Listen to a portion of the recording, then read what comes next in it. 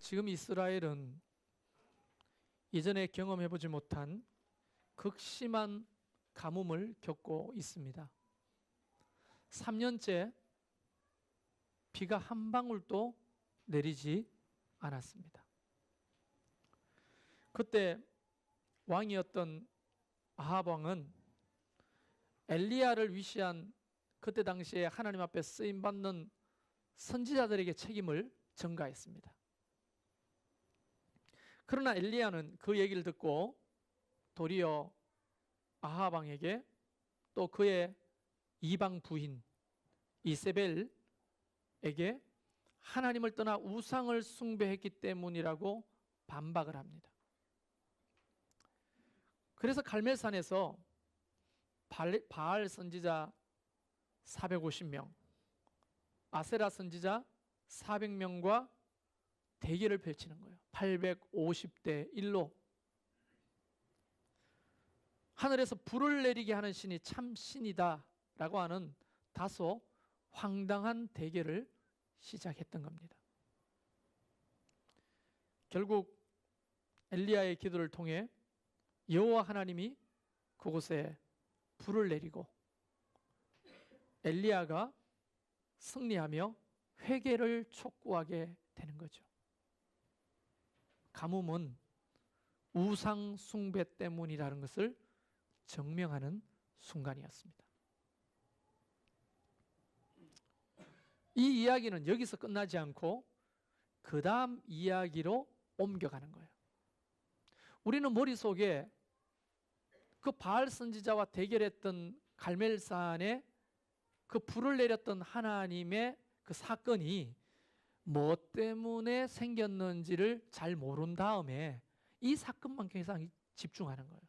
사실은 뭐 때문이냐면 가뭄 때문에 그 일이 벌어지는 거예요. 한쪽은 누구 때문이다. 한쪽은 우상 숭배 때문이다.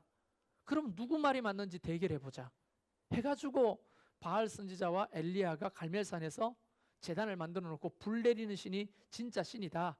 그러므로 가짜 신을 섬긴다는 것이 증명되면 너희가 회개해야 하나님이 비를 내릴 것이다. 그 얘기 때문에 갈멜산에 대결이 벌어졌던 겁니다. 자, 대결이 끝났어요. 그럼 그 다음에 뭡니까? 이제 바알 선지자들을 전부 다 목베어 죽이고 진정한 회개가 일어났으니 이제 하늘에서 비가 올 차례가 아니겠습니까? 그래서 엘리야는 다 떠난 그 자리를 지키고 더 높은 꼭대기로 올라가서 기도하기를 시작했던 거예요. 41절에 엘리야는 그 사건 이후에 아합에게 이렇게 말합니다. 올라가서 먹고 마시소서. 이 말은 마음 놓아라는 거지. 이제 가뭄 때문에. 왜? 큰 빗소리가 있다고 믿음으로 선포하는 거예요. 큰 빗소리가 있다.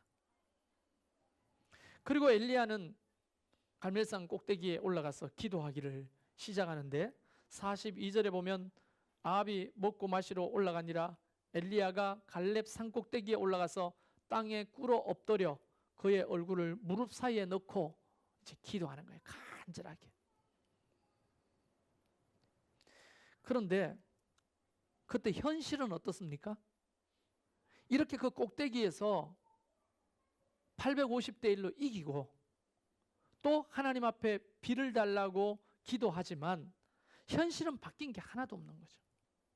하늘은 너무 쨍쨍하고 그리고 저기 땅은 거북이 등껍질처럼 쩍쩍 갈라져 있고 바람이 불 때마다 메마른 먼지가 사방천지에 부룩해 날아오르는 현실. 근데 기도하는 사람은요 믿음의 사람 아니겠어요? 제가 늘 말하지만 믿음 없는 사람은 기도하라고 암만 말해도 기도가 안 돼요. 못합니다. 믿음의 문제인 거죠. 그리고 기도하는 사람은 믿음의 사람이고 믿음의 사람은 기도하는 사람인데 이 사람들은 사람들이 보지 못하는 것들을 보는 은혜를 입습니다. 그리고 담력을 가지고 자기가 본 것을 이야기할 수 있는 데까지 이르게 돼요. 엘리야가 기도하다가 종에게 이렇게 말합니다. 올라가 바다를 바라보라. 그래서 종이 올라가 가지고 저 멀리 바다를 보니까 아무것도 안 보이는 거예요. 그래서 종이 이렇게 말합니다. 아무것도 없나이다.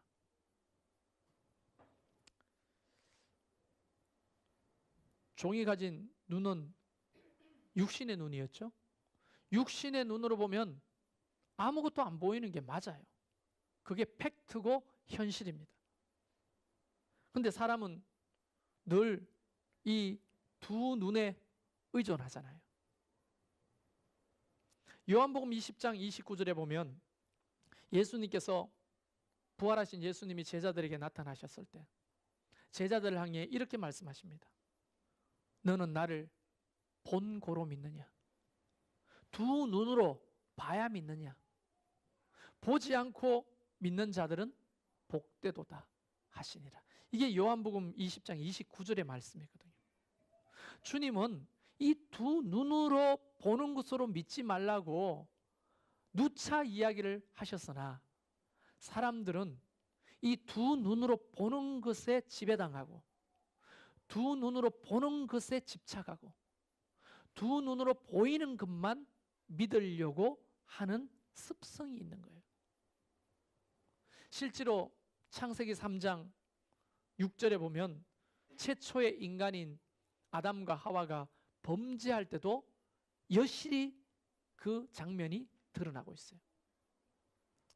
여자가 그 나무를 본 적 보암직도 하고 눈으로 볼만하다는 거예요. 선악과가 먹음직도 하고 지혜롭게 할 만큼 탐스럽기도 하다. 다 눈으로 본 걸 이야기하는 거예요. 그리고 여자가 그 나무 열매를 따먹고 자기와 함께 있는 남편에게도 주어 그도 먹은지라 이렇게 기록되어 있거든요. 사람은 언제나 보는데 약하고 보는데 지배를 당한다는 말씀입니다.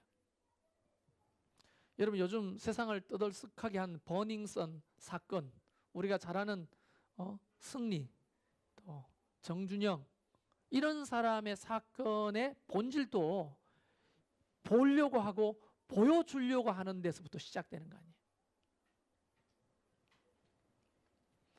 그래서 인간은 눈으로 보는 것, 그것을 하나님처럼 믿고 따르게 되는 거예요. 이 두 눈으로 보는 것을 하나님처럼 믿고 따르게 된다. 하지만 우리 인간이 가지고 있는 눈의 시력이라고 하는 것이 얼마나 편협하고 연약한지 모릅니다. 눈으로 보이는 게 다가 아니거든요. 근데 눈으로 보이는 게 다라고 생각하는 그 신앙이 문제라는 거예요. 일종의 신앙이에요. 눈으로 보이는 게 진리고 눈으로 보이는 게 사실이고 눈으로 보이는 게 다라고 하는 일종의 신앙 같은 것을 가지고 있다는 거예요. 우리가 볼 수 있는 거리를 가시거리라고 합니다. 가시거리. 그런데 이 가시거리는 사실 엄청나게 편협해요. 예를 들어서 너무 먼 것도 못 보죠. 너무 가까운 거, 이런 망막에 앉아있는 먼지가 보여요? 너무 가까운 것도 못 봅니다. 너무 큰 것도 못 보고 너무 작은 것도 못 봅니다. 우리가 왜 그렇게 한정적인 시각을 가지고 있겠어요? 우리 육신은 그만큼 연약한 거예요. 여러분 가시광선이라고 하는 거 알죠? 가시광선. 우리가 볼 수 있는 빛을 가시광선이라고 하는데 이 가시광선은 여러분이 알다시피 스펙트럼을 통과하면 빨주, 노초, 파, 남보 7색깔이 우리가 볼 수 있는 색깔의 전체 파장이에요. 예를 들어서 400에서 약 700 마이크로미터의 파장만 우리가 느낄 수 있지 그보다 큰 것이나 그보다 작은 것은 볼 수도 없어요. 존재하지만 보이지 않아요. 그래서 우리가 조금 설명을 해보자면 빨주노초 파란보 할 때 빨자가 무슨 색깔이라는 거예요? 이걸 한문으로 말하면 적색이죠. 그래서 빨간색보다 파장이 큰 거를 적외선, 빨간색 밖에 있는 선이라고 해서 적외선이라고 하는 거예요. 여러분, 우리는 적외선이 눈에 안 보입니다. 근데 존재해요. 적외선 중에 여러분 제일 많이 하는 게 어떤 게 있어요? 원적외선. 여러분 건강을 위해서 원적외선 나오는 찜질방에도 많이 가고 원적외선 빛도 받고 원적외선이 나온다는 무슨 그런 장판도 깔고 그러잖아요. 거기서 눈에 안 보이지만 원적외선이 분명히 존재하거든요. 그거보다 더 큰 게 여러분이 집에서 자주 사용한 전자레인지에 나오는 마이크로웨이브, 그런 파동이 막 이렇게 원자를 떨게 해가지고 열을 만드는 거예요. 그래서 영양소끼리 막 1초에 수백 번 이렇게 떨리게 하는 거예요. 그러면 영양소가 파괴되면서 열을 내. 전자레인지에 들어갔다 나오는 음식 먹으면 안 돼요. 쓰레기야, 쓰레기. 우리 몸에 전혀 도움이 안 되는 똥을 먹는 거예요. 맛만 그 맛이지 사실은 똥을 먹는 거예요. 영양가가 다 빠진. 그보다 더 큰 게 어떤 게 있습니까? 감마선, 우주선. 감마선, 우주선이란다. 휴대폰 전파, TV, 라디오 전파, 이런 것들이 빨간색보다 파장이 큰 거야. 그럼 우리는 볼 수도 없어요. 그런데 존재해요, 안 해요? 존재하죠. 그 다음에 반대로 파장이 아주 짧은 거는 보라색을 영어로 하면, 한문으로 하면 자자잖아요. 자주색 할 때 자. 그래서 자주색 밖에 있는 것을 자외선이라고 하는 거예요. 우리가 알다시피 뼈 부러지면 찍는 X선, 그게 자외선이에요. 그리고 감마선, 이런 거. 암 걸렸을 때 여러분 투여해서 받는 그런 모든 치료들이 아주 파동이 짧은, 그래서 아주 깊이 침투하잖아요. 모든 것을 통과하잖아요. 그래서 몸에 해로운 거예요. 소위 일종의 방사선 같은 거죠. 그럼 보세요. 우리는 바로 그 빨주노초 파란보 그 색깔만 보지 그 외의 색깔은 보이지도 않아요. 알 수도 없어. 그런데 우리가 보는 것은 그렇게 편협한 거예요. 훨씬 더 많은 세상이 있는 거예요. 근데 그 보는 것을 믿는 거야. 그 보는 것을 진리라고 생각하는 거예요. 우리 눈에 보이는 것을 하나님처럼 여겨요. 그러니까 이게 얼마나 편협하겠어요. 실제로 제가 우리 최광식 집사하고 방송팀에서 좀 보고 싶은 사진들이 있는데, 착시 효과라고 해가지고 인터넷에 사진을 검색하면요, 아무리 봐도 안 보이는데 그거래. 근데 정신 차려가지고 가만히 보면 진짜 그거네. 두 선이 길이가 똑같아. 내 눈에는 아무리 봐도 길이가 안 똑같은데 똑같다는 거예요. 근데 그게 착시예요, 착시. 저는 어릴 적에 이런 착시를 많이 경험했는데요. 추석날, 설날 엄마 따라 시장에 갔다가 엄마 치마를 붙들고 사람이 많으니까 졸졸졸 따라다녔어요. 그리고 재밌는 게 너무 많잖아, 어린 시절에. 이것도 보고 저것도 보다가 엄마 옷을 붙드는데 아줌마가 야가 와이카노, 네 왜 내 치마를 잡는데? 다른 아줌마야. 난 분명히 엄마 치마를 잡았는데 다른 아줌마인 거예요. 우리 인간이라고 하는 것은 그렇게 시각에 의존하면요, 실수가 많아요. 그런데도 불구하고 사람들은 보이는 것이 다라고 믿고, 보이는 것이 하나님이라고 믿고, 보이는 것이 진리라고 믿고, 보이는 것이 다라고 생각하고 사니 이 얼마나 안타깝겠어요. 그래서 성경에 등장하는 인물들을 보면 공통점이 있는데, 그게 뭐냐면 눈으로 보이는 것만 의존하지 않는다는 거예요. 보이지 않는 것을 보는 사람들의 이야기가 성경의 이야기라는 거예요. 어떤 한 사건을 제가 이야기해 드리겠습니다. 열왕기 하 6장에 보면 아람의 군대들이 북이스라엘을 침공해서 그때 당시에 수도였던 사마리아를 다 포위합니다.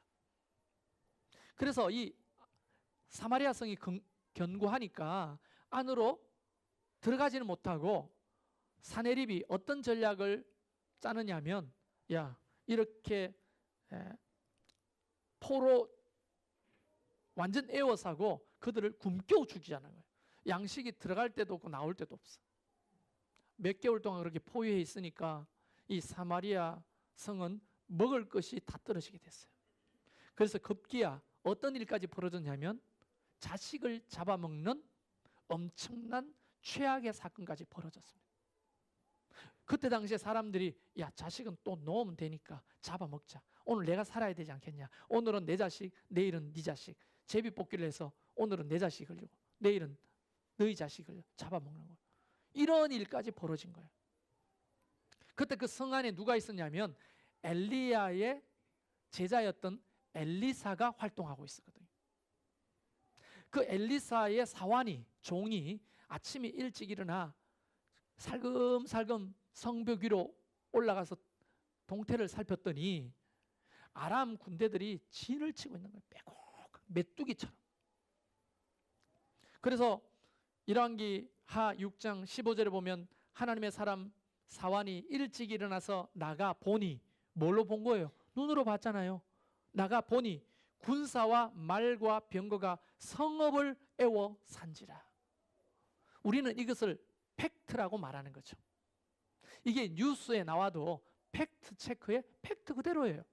왜? 아람의 군대들이, 병거들이 성을 에워싸고 있으니까 사환이 본 것이 헛것을 본 것이 아니라 사실을 봤어요. 그러나 열왕기하 6장 17절에 엘리사가 기도를 하는데 이렇게 기도합니다. 기도하여 이르되 여호와여 원하건대 그의 눈을 열어서 보게 하소서. 자, 그 종이 보았던 것 너머를 볼 수 있는 눈을 열어달라고 기도하는 거예요. 여호와께서 그 청년의 눈을 여시매 그가 보니 불말과 불병거가 산에 가득하여 엘리사를 둘렀더라. 여러분, 불말과 불병거는 하나님이 보내신 천군 천사들이라는 거예요. 하늘의 군대들이라는 거예요. 기도하기 전에는 우리가 가지고 있는 이 가시거리에 해당되는 이 시각으로 아람의 군병들을 보았지만 기도하니 그 청년의 눈이 열렸어. 여기서 눈이 열렸다는 것은 육체적인 시각이 아니라 영적인 믿음의 눈이 열리니 하늘의 불말과 불병거가 보였더라는 거예요. 그 뒷얘기는 하지 않겠습니다. 전쟁이 어떻게 됐겠어요? 누가 이겼겠어요? 아람의 군대가 이겼겠어요? 하나님이 보내신 천군 천사 불말과 불병거가 이겼겠어요? 그러면 이야기할 필요도 없는 거죠. 그런데 많은 사람들은 자기가 보는 것, 아람의 군병들만 보인다는 거예요. 기도하지 않으면 아람의 군대만 보이는 게 사실입니다. 기도하면 하나님의 불말과 불병거가 보이기 시작하는 거예요. 자, 그러면 심리학적으로 보면 엘리사와 그의 종 사환이 있다면 그 마음 상태는 어땠을까요? 사환은 눈에 보이는 아람 군대가 많기 때문에 공포심에 빠져 있었겠죠. 근데 엘리사는 처음부터 뭘 보고 있었어요? 아람 군대가 아니라 하나님의 불말과 불병거를 믿어내 눈으로 보고 있었으니 그는 마음에 두려움이 있었겠습니까? 샬롬이 있었겠죠. 샬롬이. 자, 이 두 사람이 어쩌면 이 세상을 살아가는 믿음 없는 자와 믿음 있는 사람의 차이일 겁니다. 사환의 시선을 가지고 이 세상을 살 때하고 엘리사의 시선을 가지고 이 세상을 살 때하고 그들은 똑같은 인생을 살 리가 없는 거예요. 똑같은 마음 상태일 리가 결코 없는 것이요. 뭐 돈이 많냐 없냐, 잘 배웠냐 못 배웠냐, 가문이 좋은 가문이냐 나쁜 가문이냐 이런 것과는 비교할 수 없는 엄청난 삶의 차이가 그곳에서 시선에서 차이가 나기 시작하는 거예요. 할렐루야. 다시 본문으로 돌아와서 엘리야가 사환에게 말합니다. 7번까지 다시 가봐라. 44절에 7번째 이르러서는 그가 말하되 바다에서 사람의 손만한 작은 구름이 일어나나이다. 그때 이 말을 듣고 엘리야가 벌떡 일어나 아합에게 말합니다. 44절 보면 비에 막히지 아니하도록 마차를 갖추고 내려가소서 하라 하니라. 여러분, 종에게 시키는 거예요. 야, 빨리 아합왕에게 가가지고 큰 비가 내릴 테니까 걸어서는 못 가니 마차를 대동해가지고 빨리 이 이스라엘을 빠져나가라고 말씀드려라는 거예요. 다시 말하면 엘리야가 이야기하는 것은 아직 손바닥만한 구름만 보이는데도 불구하고 비가 와가지고 진흙바닥이 될 테니까 마차를 타고 빨리 이 평야를 지나가라는 거예요. 여러분, 이 이야기를 세상 사람들이 들으면 뭐라고 하겠어요? 정신병자라고 하겠죠. 우리 시각으로 보이는 것은 고작 저 먼 바다 위 하늘에 손바닥만한 구름일 뿐인데 엘리야는 비가 와서 이 이스라엘 평지가 진흙바닥이 될 것이라고 보는 거예요. 우리는 믿음의 사람들은 이것을 이해하려고 노력하죠. 그런데 세상 사람들한테 이런 얘기를 하면 콧방귀를 뀌겠죠. 왜? 그들의 눈에 보이는 것은 손바닥만한 구름밖에 없는데 어떻게 비가 와가지고 진흙바닥이 되겠냐는 거예요. 여러분, 3년 동안 비가 안 오면 먼지가 이렇게 쌓이잖아요. 거기 물이 묻으면 어떻게 되겠어요? 진흙바닥이 되는 거예요. 엘리야는 그거를 보는 겁니다. 45절에 정말로 엘리야의 말대로 조금 후에 구름과 바람이 일어나서 하늘이 캄캄해지며 큰 비가 내린지라. 할렐루야. 여러분의 인생에도 우리 교회에도 우리 목장에도 큰 비가 내릴 겁니다. 지금은 가물었고 지금은 손바닥만한 구름밖에 보이지 않지만 믿음으로 보면 우리의 목장과 교회에 우리 개인의 삶에 하나님의 은혜의 소낙비가 쏟아질 거라는 거예요. 그럼 우리는 뭘 보고 살아야 됩니까? 여러분 눈에 보이는 건 뭡니까? 손바닥만한 작은 구름? 아니면 저 바닥에 갈라진 거북이 등짝 같은 그런 메마른 땅? 펄펄 날리는 부연 먼지? 이것이 우리 두 눈으로 볼 수 있는 현실인 거죠. 근데 그 너머 진흙바닥을 볼 수 있는 눈이 생긴 사람은 인생을 전혀 다르게 살 수 있다는 거예요. 재정적으로 힘드는 자, 아무리 계산해도 계산이 안 되잖아요. 그 너머를 볼 수 있는 믿음의 눈이 생기기를 바랍니다. 관계가 깨져가지고 힘든, 어디서부터 어떻게 풀어야 될지 모르는 사람들, 하나님이 바로 이런 시선을 여러분에게 주시길 바라요. 자녀나 가족 문제 때문에 너무 힘들고 어려운 사람들, 걱정과 근심에 사로잡힌 사람들, 저는 생각할 때 그 너머에 하나님의 일하심을 볼 수 있기를 바라요. 하나님이 일하시는 것은 하나도 버릴 게 없어요. 할렐루야. 저는 이런 시선을 가지고 늘 상황을 보려고 애를 씁니다. 여러분 삶에 일어났던 풀리지 않은 사건들, 수많은 일들, 그것만 자꾸 우리의 시각으로 보려고 하면요, 우리를 지배하는 것은 뭐냐면 슬픔, 낭만, 절망, 좌절, 이런 것들이 우리를 지배하는 거예요. 그런데 이런 엘리야가 가졌던, 엘리사가 가졌던 믿음의 눈을 들어 그 현상 너머에 있는 하나님의 손길과 섭리를 바라보는 사람들은 평안, 확신, 소망, 용기, 이런 것들이 우리를 지배하게 되는 거예요. 완전히 다르지 않겠어요, 삶이? 여러분은 어떤 종류가 눈에 보이십니까? 손바닥만한 구름입니까? 아니면 진흙바닥입니까? 큰 비입니까? 여기서 굉장히 중요한 포인트를 하나 이야기해 보겠습니다. 하나님이 우리에게 자꾸만 찾으시는 것 중에 하나가 뭐냐면 믿음을 찾으시거든요.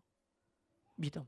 왜냐하면 백부장의 그 믿음을 보시고 칭찬하실 때 하시는 말씀이 이스라엘에서 이만한 믿음을 보지 못했다는 거예요. 찾지 못했다는 거예요. 하나님이 지금도 찾고 계시는 건 뭐냐면 그런 믿음을 가진 자들을 찾고 계시는 거예요. 아닌 것처럼 하시지만 오늘도 하나님은 예배 가운데 오신 저와 여러분의 믿음을 찾고 계시는 거예요. 아, 믿음이 있나? 그런 믿음이 있나? 나를 믿는 그 믿음이 있나? 이걸 자꾸 찾으시는 거예요. 그런데 믿음을 찾고 계시는 그 하나님이 이 믿음은 다름이 아니라 현실 넘어보는 믿음이죠. 손바닥만한 구름 너머에 있는 큰 비를 보는 믿음이겠죠. 이 절망 속에서 소망을 바라보는 믿음이겠죠. 그리고 그것을 기대하면서 기도하는 믿음이겠죠. 그런 믿음을 가진 사람들이 하는 말, 하는 선포. 자, 엘리야가 지금 아합에게 계속 말하잖아요. 큰 비가 있을 것이다. 큰 비가 내릴 것이다. 자, 그러면 하나님이 저기에서 구름을 몰고 비를 내리고 점점 비가 이쪽으로 오고 있다는 것을 다른 사람이 보지 못하는 엄청 독수리 같은 시각으로 그걸 봤다는 걸까요? 그게 없지만 하나님이 우리 이 말의 믿음에 그것을 듣고 그렇게 행하실 거라고 믿는 걸까요? 뭘까요? 첫 번째입니까? 두 번째입니까? 자, 다시. 자, 엘리야와 엘리사가 본 것은 사람들이 보지 못하는 것들을 본다는 것은 너무 멀리 있기 때문에 사람들이 못 보는데 이 사람은 시력이 좋아가지고 하나님이 먹구름을 몰고 오는 것을 봐. 그걸까요? 아니면 그런 먹구름이나 비가 없지만 그냥 믿음으로 비가 올 거라고 그냥 선포하는 거예요. 그러면 하나님이 그걸 듣고 우리에게 비를 허락해 주실 거라고 믿는 믿음. 첫 번째, 두 번째. 하나님이 신명기에 뭐라고 말하십니까? 내 귀에 들리는 대로 내가 시행하겠다고 하잖아요. 그게 보이는 사람이 그렇게 말할 수 있는 거지 그렇게 안 보이는 사람은 그렇게 말을 못해요. 그렇게 믿음으로 보고 그것을 용기를 가지고 말을 하는 거예요. 그럼 하나님이 저거 믿음이 대단하네. 저 소리를 해? 그러면 내가 내 명예를 위해서라도 내 자녀의 믿음을 위해서라도 그 말하는 대로 시행을 해야 되겠다 하고 하나님이 먹구름이 하나도 없지만 그때 그 말을 듣고 믿음을 보시고 먹구름을 만드시기도 하신다는 거예요. 할렐루야. 제가 아르헨티나 갔다 오면서 신유호 목자하고 그런 얘기를 했어요. 전화가 왔는데 아들내미 건율이가 어린이집 선생님한테 아빠가 오셨다는 거예요.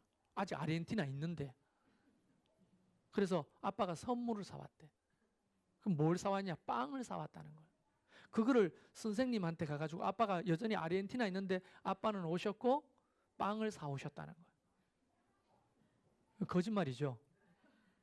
그거를 선생님이 듣고 엄마한테 말한 거죠. 그 엄마가 아빠한테 전화를 한 거죠.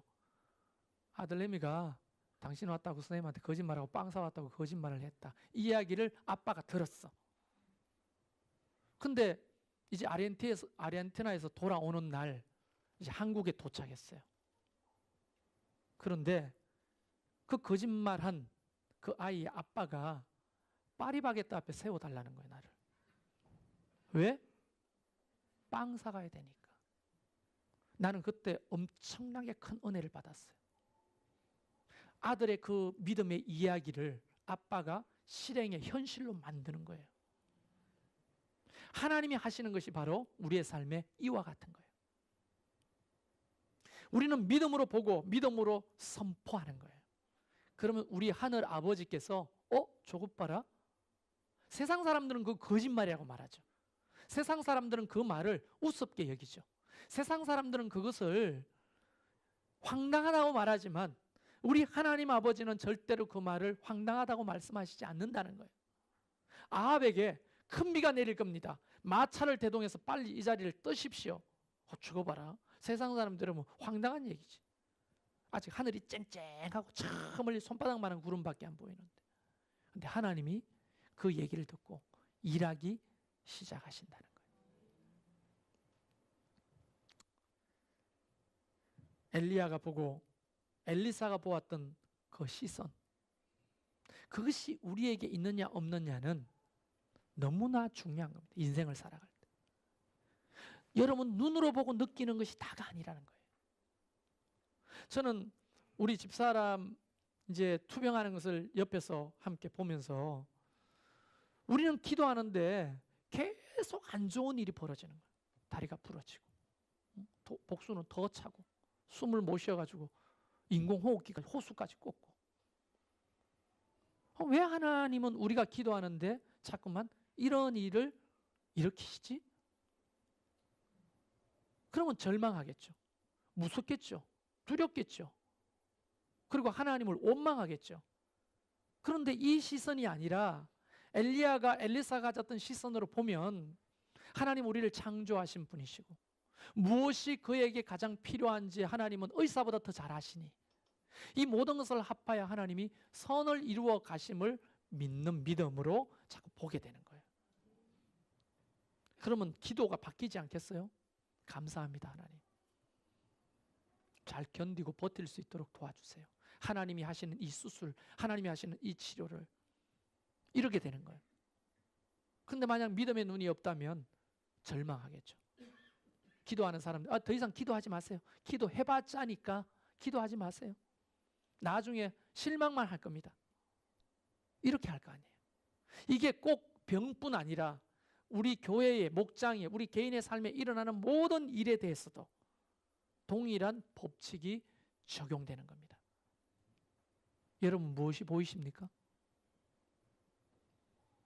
그게 다가 아니라는 거예요. 그래서 히브리서 11장 1절에 하나님이 우리에게 이렇게 말씀하시는 거예요. 믿음은 바라는 것들의 실상이요 보지 못하는 것들의 증거니라. 저와 여러분이 이런 시선을 가진 믿음의 사람이 되기를 바라고, 그런 시선으로 여러분의 삶을 보시고 여러분의 삶에 일어나는 일들을 보시고 우리 교회에 일어나는 일들을 보시길 바라요. 그러면 기도 제목도 바뀌겠죠? 우리 같이 이 믿음을 가지고 좀 찬양하고 예배하기를 원합니다.